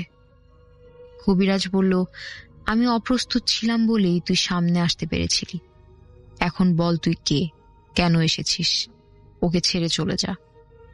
তারপর আমি বলে উঠলাম, না, ওকে আমি ছাড়তে পারবো না, তুই চেষ্টা করে দেখতে পারিস কিনা। তারপর কবিরাজ বলল, তোর মতো অনেককেই আমি বোতলে বন্দি করেছি, ভালো চাস তো চলে যা। আমি বললাম, কি মনে করিস তুই আমাকে তাড়াবি? আমি আবার ভয়ঙ্করভাবে হাসতে শুরু করলাম। কবিরাজ বলল, চিনতে পারিসনি তুই এখনো, দাঁড়া, তোর ব্যবস্থা করছি। এই বলে দোয়া দরুদ পড়ে ফু দিতে যাবে, এমন সময় কবিরাজের বুকে হঠাৎ প্রচুর ব্যথা উঠল। আর আমি বলছি, কি রে, ফু দিবি না? দে ফু। বাঁচতে চাইলে চলে যায় এখান থেকে। কবিরাজ একটু সুস্থ অনুভব করার পর বলল, আমি চলে যাব, কিন্তু তুই বল কে তুই। এটা কবিরাজের একটা টোপ ছিল মাত্র। আমি বলছি, তুই এখনো চিনতে পারিসনি আমাকে, আমি মারিদ। এই বলে ও চলে গেল। কবিরাজ একটু ভয় পেয়ে বাবাকে বলল, ও খুবই শক্তিশালী আর বজ্জিন। আপনারা আপনাদের মেয়েকে 3 মাসের মধ্যে বিয়ে দিয়ে দিন। বিয়ে দিলে হয়তো ওর কাছে জিনটি আর আসবে না। আর আমি বাড়ি বন্ধ করে দিচ্ছি আর 3টি তাবিজ দিচ্ছি। একটা ওর গলায় পরাবেন, আর একটা ওর বিছানায় দিবেন, আর একটা এই গোলাকার বৃত্ত মাঝে 2 হাত নিচে মাটিতে পুঁতে রাখবেন। এই জিনটা এই 3 মাস কিছু করতে পারবে না। জিনটা খুব শক্তিশালী আর বদ। এই জিন যার পেছনে লাগে তার থেকে সহজে যায় না। এভাবে 2 মাস কেটে যায় কোনো সমস্যা ছাড়াই। এদিকে আমাকে বিয়ে দেওয়ার জন্য বাবা ছেলে খুঁজছে। আমার বয়স তখন 9 বছর শেষে 10 বছরে পড়েছে। আসলে তখন বিয়ে নিয়ে আমি এতটা বুঝি না। বাবা ছেলে খুঁজতে খুঁজতে ফরিদপুর জেলার মধুখালী থানার পাশেই একটা ছেলের খোঁজ পায়। আমাকে দেখে তাদের পছন্দ হয়। তারপর বিয়ের সব আয়োজন করে আমাকে বিয়ে দেয়। আমার শ্বশুরবাড়ি দূরে হওয়াতে আমাকে তারা সেদিন নিয়ে যেতে পারেনি। গাড়ি ঘোড়ারও সেরকম সুবিধা নাই, তাই সকালে আমাকে নিয়ে যাবে। তাই আমাকে ঘরে বসিয়ে রেখেছে। বাইরে সবাই গল্প করছে আর আমি বসে আছি। এমন সময় আমার কানের কাছে ফিস ফিস করে কেউ বলছে, কি রে, চলে যাবে আমাকে ছেড়ে? আমি তোকে যেতে দেব না, তোকে আমি নিয়েই যাব। কথাগুলো শুনে আমি পেছনে ঘুরে তাকিয়ে দেখি একজোড়া চোখ আমার দিকে তাকিয়ে আছে। আমি একটা চিৎকার দিয়ে বেহুশ হয়ে পড়ে যাই। আমার চিৎকারে সবাই আমার রুমে ছুটে আসে। তারা আমাকে ঘরে না দেখতে পেয়ে প্রচন্ড রকমের ভয় পায়, কেননা এর আগেও আমার সাথে এমন ঘটনা ঘটেছে। বাবা সারা বাড়ি তন্ন তন্ন করে খুঁজেও আমাকে পায় না। এভাবে রাত প্রায় শেষের দিকে আজান দেওয়ার জন্য মুয়াজ্জিন মসজিদের দিকে যাচ্ছিলেন। মসজিদের একটু আগেই একটা বড় তাল গাছ। গাছ থেকে খুব জোরে কিছু একটা পড়ার শব্দে তিনি তাল গাছের দিকে তাকালেন এবং এগিয়ে আসলেন দেখার জন্য। এসে দেখেন আমি তাল গাছের নিচে পড়ে আছি। মুয়াজ্জিন সাহেব আমার বিষয়ে সব আগের থেকেই জানতেন, তাই ভয় না পেয়ে আমার বাড়ির সবাইকে ডেকে আমাকে বাড়িতে নিয়ে যায়। তারপর আমাকে চিকিৎসা করে সুস্থ করে বলছে, ওখানে কেন গিয়েছিলি? আমি কিছু বলতে পারলাম না। এদিকে কবিরাজের বাড়ি থেকে খবর এসেছে কবিরাজ নাকি মারা গেছেন। এ কথা শুনে আমার পরিবারের সবাই ভয় পেয়ে যান। না জানি আরো বড় রকমের কিছু একটা ঘটবে আমার সাথে। সব ঝামেলা মিটিয়ে আমি শ্বশুর বাড়িতে পা রাখি। 5 বছর কোনো সমস্যা হয়নি আমাদের দাম্পত্য জীবনের। আবার ঘটনার পুনরাবৃত্তি শুরু হয় যখন আমার পেটে 5 মাসের বাচ্চা। আমার স্বামী বাজার থেকে 5 টাকা দিয়ে 2 কেজি ওজনের একটা ইলিশ মাছ আনেন। আমি মাছটা কেটে পরিষ্কার করে রান্নাঘরে যাই, সেটা ভাজি করার জন্য। রান্নাঘরের পাশেই একটা বড় তাল গাছ ছিল। আমি মাছটা ভেজে রাখছি, এমন সময় একটা লোমওয়ালা হাত এসে পাত্র থেকে ভাজা মাছটি উঠিয়ে নিয়ে যায়। এটা দেখে আমি ভয় পেয়ে যাই। আমার শাশুড়িকে ডাক দিই, আর শাশুড়ি এসে দেখে ওই লোমশ হাতটা এখনো ভাজা মাছ রান্নাঘর থেকে নিয়ে যাচ্ছে। আমরা দুজনেই অনেক ভয় পেয়ে যাই আর ঘরে চলে যাই। সেদিন রাতে আমি স্বপ্ন দেখি আমার ঘরের দরজা খুলে কেউ দাঁড়িয়ে আছে। আমি তখন প্রশ্ন করি, কে কে ওখানে? তখন ওই অবয়বটা বলে, কি রে, আমাকে চিনতে পারছিস না? আমি ফিরে এসেছি, তোকে ছেড়ে যাব না। এ কথা বলেই আমার দিকে এগিয়ে এলো। আমি তখন কিছু বলতেও পারছি না, কাউকে ডাকতেও পারছি না। শুধু তাকিয়ে তাকিয়ে দেখছি সেই ছায়া মূর্তিটা আমার শরীরের সাথে মিশে যাচ্ছে। সেদিন আমার একটু দেরিতে ঘুম ভাঙলো। বিষয়টা কাউকে কিছুই জানালাম না। আমার শাশুড়ি আমাকে কিছু রান্না করার জন্য খড়ি আনতে বলল। আমাদের আখ ক্ষেত আছে, ওখান থেকে আমি আখের শুকনো পাতা আনতে ক্ষেতের ভেতর ঢুকলাম। আমি যেতে যেতে ক্ষেতের অন্য পাশে চলে গেলাম। ক্ষেতের অন্য পাশে অনেক পুরনো 2টো শিমুল গাছ আছে। গাছ দুটোর মাঝে 20 ফিটের মতো ফাঁকা জায়গা আছে। আমি গাছের দিকে তাকাতেই আমার শরীর হিম হয়ে গেল।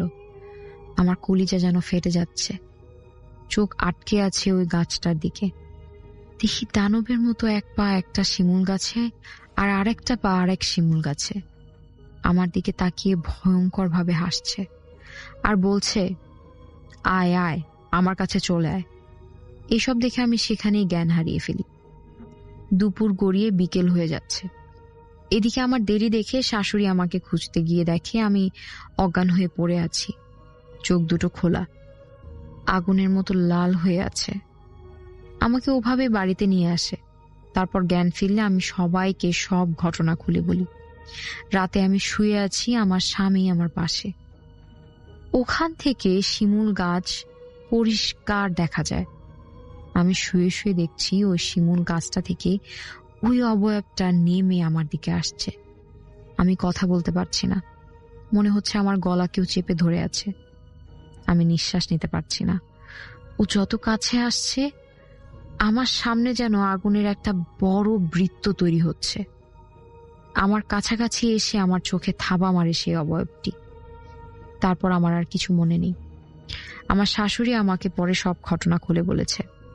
ঘটনাটা এমন যে আমি আমার স্বামীকে গলা চিপে ধরে একটা আছাড় মারি। আমার স্বামীর চিৎকারে বাড়ির লোকজন উঠে আমার রুমের দিকে দৌড়ে এসে দেখে আমি আমার স্বামীর বুকের উপর বসে ওনার গলা টিপে ধরে আছি। ওনার জিহ্বা বের হয়ে আছে। এভাবে দেখে তাড়াতাড়ি ঘরের দরজা ভেঙে বাড়ির সবাই ঘরের ভেতর প্রবেশ করে। আমার শাশুড়ি আমাকে ধাক্কা দিয়ে নিচে ফেলে দেয়। আমি গর্জন দিয়ে উঠে আমার শাশুড়ির গলা চেপে ধরে বাইরে ছুঁড়ে ফেলে দিই। এদিকে আমাদের বাড়ির চিৎকারে আশেপাশের লোকজনও ছুটে আসে। এসে আমার এই অবস্থা দেখে আমাকে সবাই চেপে ধরে বলছে, কি হয়েছে আপনার, এমন কেন করছেন? আমি কোনো কথা না বলে সবাইকে মারতে থাকি। সবাই অবস্থা খারাপ দেখে যার যার মতো বাসায় চলে যায়। আমি আমাদের সেই আখ ক্ষেতের ভেতর চলে যাই। সারা রাত খুঁজেও আমাকে কেউ কোথাও পায়নি। পরের দিন সকালে আমাকে ওই শিমুল গাছে পায়। কয়েকদিন পর আমার পেটের বাচ্চাটা নষ্ট হয়ে যায়। কিছুদিন পরপরই আমার সাথে এই ঘটনা ঘটতো। আর প্রত্যেকবারই ওই শিমুল গাছের কাছে আমাকে পেত। এভাবে আমার 3টা বাচ্চা নষ্ট হয়। এভাবে কঠিন কষ্টের মধ্যে দিয়ে চলতে থাকে আমার সংসার জীবন। আমার শাশুড়ি একটা কবিরাজের সন্ধান পায়। কবিরাজ আমাদের বাড়িতে এসেই ছটফট করতে থাকে। কবিরাজ শুধু এতটুকুই বলে যে আপনার বৌমাকে বাড়িতে রাখবেন না, রাখলে উনি কোনো দিন মা হতে পারবে না। এই কথা বলে কবিরাজ চলে যায়। কবিরাজের কথা শুনে কয়েকদিনের ভেতর আমার স্বামী আর আমি আমাদের বাবার বাড়িতে চলে আসি। বাবার বাড়িতে আসার 2 মাসের ভেতর আমার পেটে আবার সন্তান আসে। এখানে আসার পর আর বেশ কিছু সমস্যা হয়নি, তবে মাসে 3 থেকে 4 বার আমি পজেসড হতাম। দোয়া কালাম পরে আমার গায়ে পানি ছিটালে জিনটা চলে যেত।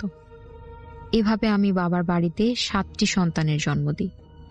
ওরা সবাই সুস্থ আছে। 5 বছর আগে আমার বড় ছেলে একটা কবিরাজ আনে আমাদের বাড়িতে। কবিরাজ এসে কিছুক্ষণ পরে বলল, যে জিনটা আপনার কাছে আসে সে আর আপনার কাছে আসবে না। আমার বড় ছেলে কবিরাজকে জিজ্ঞেস করে, কেন আসবে না? কবিরাজ বলল যে সে এখন অনেক বৃদ্ধ, আর অনেক জিন এখন ওনার কাছে তালিম অর্থাৎ শিক্ষা নেন। এরপর ওই জিনটা আর আসেনি। ওকে, ধন্যবাদ আপনাকে আপনার ঘটনার জন্য। অসংখ্য সুন্দর একটি ঘটনা বলেছেন। আমরা এখন চলে যাব একটা মেইলে। চলুন চলে যাই সরাসরি সেই মেইলে। লিখেছেন, আসসালামু আলাইকুম শোয়েব ভাইয়া, আশা করি ভালো আছেন। আমি আজ যে ঘটনাটি পড়লাম হুবহু সেইভাবে ঘটনাটি পড়বেন আপনি। আমি একটা জেলা হাসপাতালের ডোম। কাজটাকে অনেকেই ঘৃণা করে, কিন্তু কেউ তো করতেই হবে সেই কাজ। লাশ ধোয়া, লাশের ট্যাগ লাগানো, মর্গে রাখা, এই সবই আমার প্রতিদিনের কাজ। অনেক লাশ দেখেছি, অ্যাক্সিডেন্ট, খুন, আত্মহত্যা, সবকিছুই। কিন্তু যেটা 3 মাস আগে আমার সাথে ঘটেছিল, তারপর থেকে আমি আর রাতের ডিউটি করিনি। ঘটনাটি ঘটেছিল শোয়েব ভাইয়া, এটা বৃহস্পতিবার রাতে। সময় ছিল প্রায় রাত 1টা বাজে। হাসপাতালের লোডশেডিং চলছিল। জেনারেটর শুধু জরুরি ওয়ার্ডে, মর্গের দিকে আলো খুব কম আসে। মানে ওই জেনারেটরটা ছিল এই হাসপাতালে শুধুমাত্র যেখানে জরুরি ওয়ার্ড সেখানে, কিন্তু হাসপাতালের রোগী যেখানে থাকে বা জরুরি বিভাগ যেখানে থাকে এগুলো থেকে তো অনেক, মানে হাসপাতাল এক এরিয়ার এক কোণে অথবা এক সাইডে কিন্তু একটা মর্গের বিল্ডিং করা হয়। তো সেখানে আমার আসলে চাকরি। তো ওদিকে খুব আলো কম আসছিল। ওই রাতে একটা মেয়ের লাশ আসে। বয়স আনুমানিক ওই মেয়ের হবে 22 কি 23 এরকম। ওই মেয়ে নাকি, আমি খোঁজ নিয়ে দেখলাম, ওই মেয়ে নাকি আত্মহত্যা করেছে এমনটি বলা হয়েছিল। আমি ওর ওয়ার্ড বয় মিলে,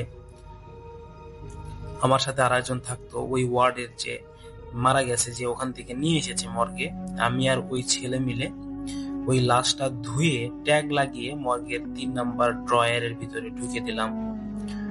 সবকিছু স্বাভাবিকই ছিল, সব আগের দিনগুলোর মতো। কিন্তু একটা জিনিস আমি খেয়াল করছিলাম, মেয়েটার চোখ পুরোপুরি বন্ধ হচ্ছিল না। আমি অনেকবার চোখ বন্ধ করে দেওয়ার ট্রাই করেছি, কিন্তু তার চোখ বন্ধ হচ্ছিলই না।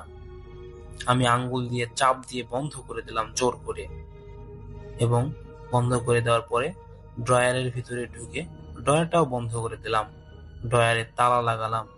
সবকিছুই ঠিকঠাক। রাত যখন 2টা, ওই রাত 2টার দিকে আমি একা বসেছিলাম, হঠাৎ এইরকম একটা শব্দ আসছিল মর্গের ভিতর থেকে। প্রথমে ভাবলাম কোনো বিড়াল হয়তোবা ঢুকেছে, কিন্তু তালা তো লাগানো, কিভাবে ঢুকবে? আমি সাহস করে এগোলাম। শব্দটা স্পষ্টভাবে, পরিষ্কারভাবে মর্গের 3 নম্বর ডয়ার থেকে আসছে, আমি বুঝতে পারছি। যেন ভিতর থেকে কেউ ধাক্কা দিচ্ছে। আমার গলা শুকিয়ে গেল। নিজেকে বুঝালাম মৃতদেহে গ্যাস তৈরি হলে ওই মৃতদেহ নড়াচড়া করতে পারে। তাই তালা খুললাম এবং আমি ধীরে ধীরে 3 নম্বর ডয়ারটি টানলাম এবং আমি খেয়াল করলাম ডয়ারটি ফাঁকা, লাশ নেই। আমার মাথা ঘুরে গেল। হঠাৎ পিছন থেকে ঠান্ডা এক বাতাস লাগলো আমার ঘাড়ে। আমি ধীরে ধীরে ঘুরলাম এবং আস্তে আস্তে দেখার চেষ্টা করলাম। দেখি মেয়েটা দাঁড়িয়ে আছে ঠিক মর্গের দরজার পাশে, সাদা কাফন পরা, গায়ে চুল ভেজা, এবং সে মেয়ের মাথা নিচ দিকে করা। আমি চিৎকার করতে গিয়েও পারলাম না। ধীরে ধীরে মাথা তুলল, চোখ দুটো পুরোপুরি কালো, কোনো সাদা অংশ নেই। আমার এত ভয় লাগছিল, আমার জীবনে আমি এরকম কিছু দেখিনি, এটাই ফার্স্ট হয়েছিল। সে ধীরে ধীরে মাথা তুলল, চোখ দুটো পুরো কালো, কোনো সাদা অংশ নেই।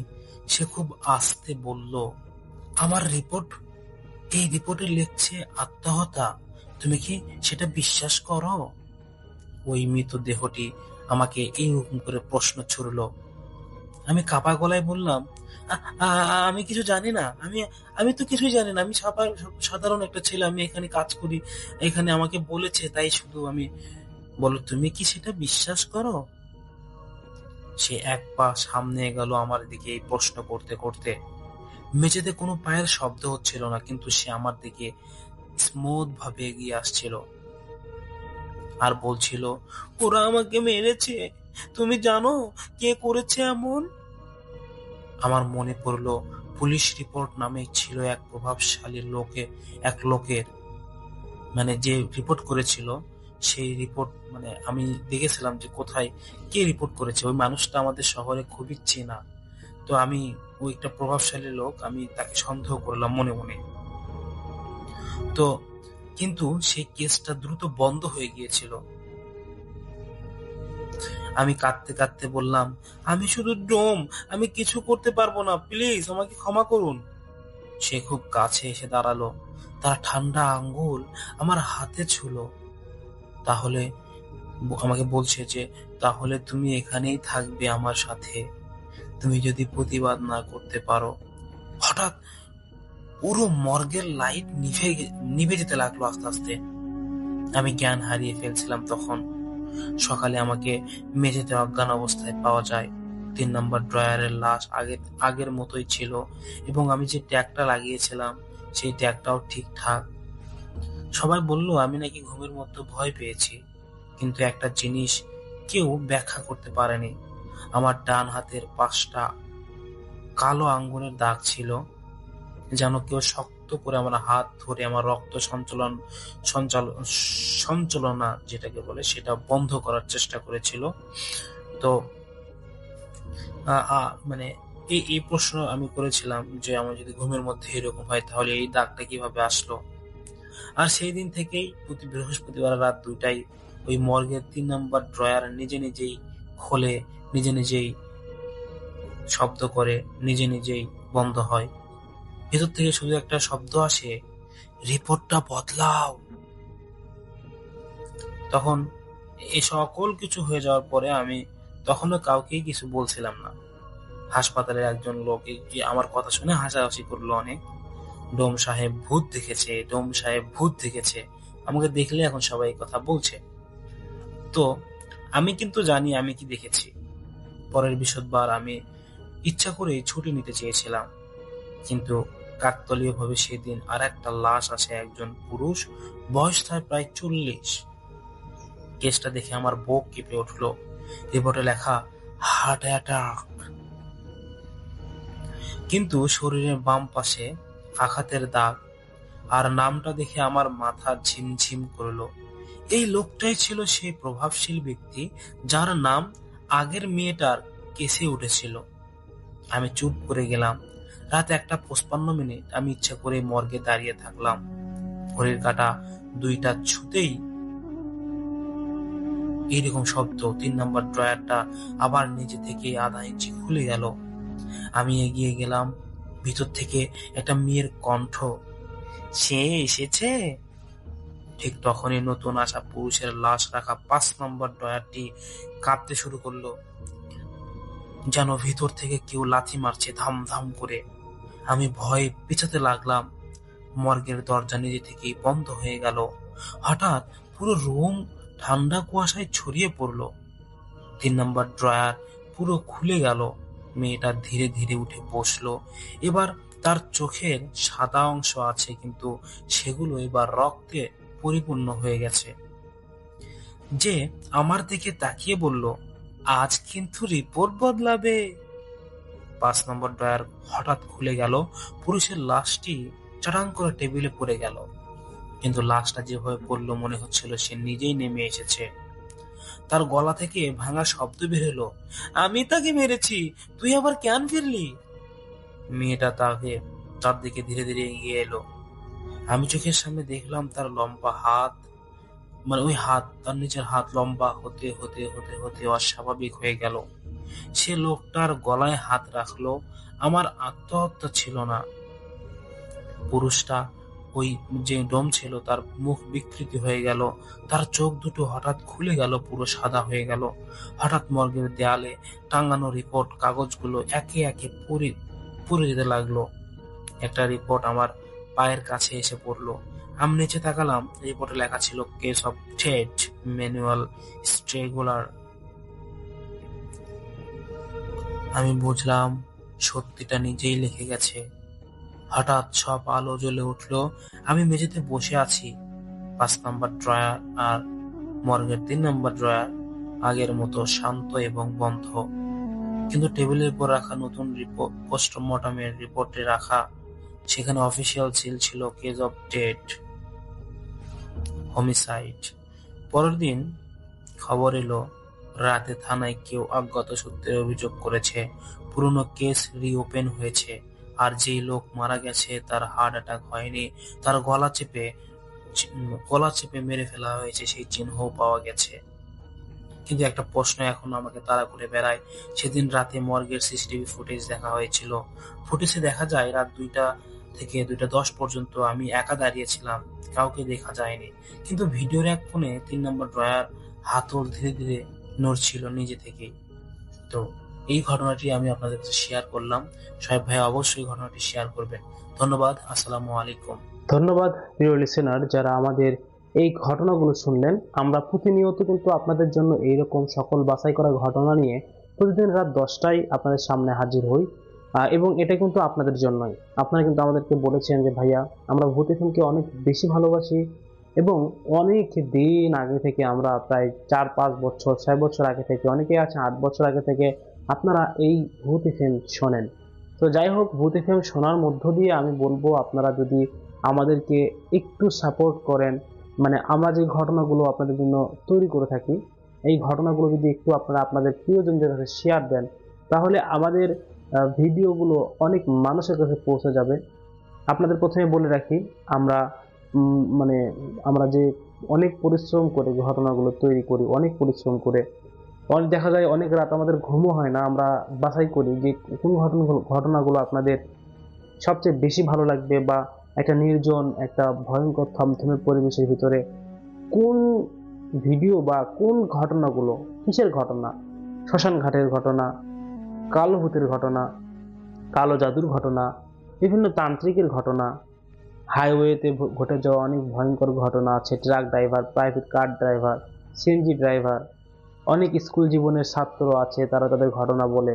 যেমন বিভিন্ন কলেজে, বিভিন্ন কলেজের মাঠে, বিভিন্ন হোস্টেলে, বিভিন্ন ম্যাচে, বিভিন্ন ফ্ল্যাটে ছাত্রদের সাথে যে ভয়ঙ্কর ঘটনাগুলো ঘটে যায় এগুলো। তারপরে আপনার ধরেন বিভিন্ন মোহাম্মদপুর স্থানে, ঢাকা বাড়িধারা, গুলশান, উত্তরা, দিয়াবাড়ি, বিভিন্ন জায়গায় যে ভয়ঙ্কর ঘটনাগুলো ঘটে যাচ্ছে। যেমন দেখেন রাজবাড়ি থেকে আফান ভাইয়া সবসময় তার এলাকার ঘটনা তুলে ধরে। ডক্টর আলিফ ভাইয়া তার এলাকার বিভিন্ন ডক্টরের ঘটনা, বিভিন্ন ডমের ঘটনা, বিভিন্ন অ্যাম্বুলেন্সের ঘটনা তিনি বলেন। তো আমি সবসময় চাই এইরকম ঘটনাগুলো খুঁজে বের করে আপনাদের একটা ভয়ঙ্কর থমথমে পরিবেশের মধ্যে নিয়ে যেতে। আপনারা যদি আমাদের চ্যানেলটিকে সাবস্ক্রাইব না করে থাকেন তাহলে অবশ্যই এখনই চ্যানেলটিকে সাবস্ক্রাইব করে দেন। হ্যাঁ, যদি আপনারা ভূত এফএম ভালোবাসেন, যদি ভূত এফএম ভালোবাসেন এবং এই চ্যানেলটিকে সাবস্ক্রাইব করেন, আমি আশাবাদী যে আপনাদের কোনো ক্ষতি হবে না, লাভ ছাড়া লাভ হবে। কারণ আমরাই প্রথম সবচেয়ে বেশি বাছাইকৃত ভয়ঙ্কর ঘটনাগুলো এই চ্যানেলের মাধ্যমে তুলে ধরার চেষ্টা করে যাচ্ছি বা করছি। আপনারা যদি আমাদেরকে হেল্প করেন, আপনারা যদি আমাদেরকে সাপোর্ট করেন, তাহলে খুবই খুবই খুবই উপকার হবে আমাদের। আমরা আপনাদের জন্য আরও বেশি ঘটনা তৈরি করার আশা রাখবো। তো যাই হোক, কে কোথা থেকে ঘটনাগুলো দেখছেন, কে কোন জায়গা থেকে, কোন দেশ থেকে, অনেকেই আমাদেরকে প্রবাসী ভাইয়া আমাদেরকে ঘটনা পাঠায়, অনেকেই আমাদেরকে প্রবাসী ভাইয়েরা আমাদের অভিনন্দন জানায়। অনেকে বলে ভাইয়া সারাদিন অক্লান্ত পরিশ্রম করে কাজ করে এসে যখন শুয়ে পড়ি তখন আপনাদের মানে বেসিক্যালি আপনার ঘটনা না শুনলে আমার ভালো লাগে না। যে ভিডিওতে আপনার মুখ দেখি সেই ভিডিওগুলো আমি সবগুলো শুনি, কেননা একমাত্র এই কালো স্যুট পরা এই ভাই এত সুন্দর সুন্দর ভয়ঙ্কর বাছাই করা ঘটনাগুলো আমাদেরকে উপহার দেয়। তো আমি চাইবো আপনাদের জন্য সর্বদা এরকমভাবে কষ্ট করে কাজ করে যেতে। আপনারা জাস্ট আমাদের সাপোর্ট করবেন, আমাদের ভালোবাসবেন, এতটুকুই। সবাই ভালো থাকবেন, সবাই সুস্থ থাকবেন। আসসালামু আলাইকুম।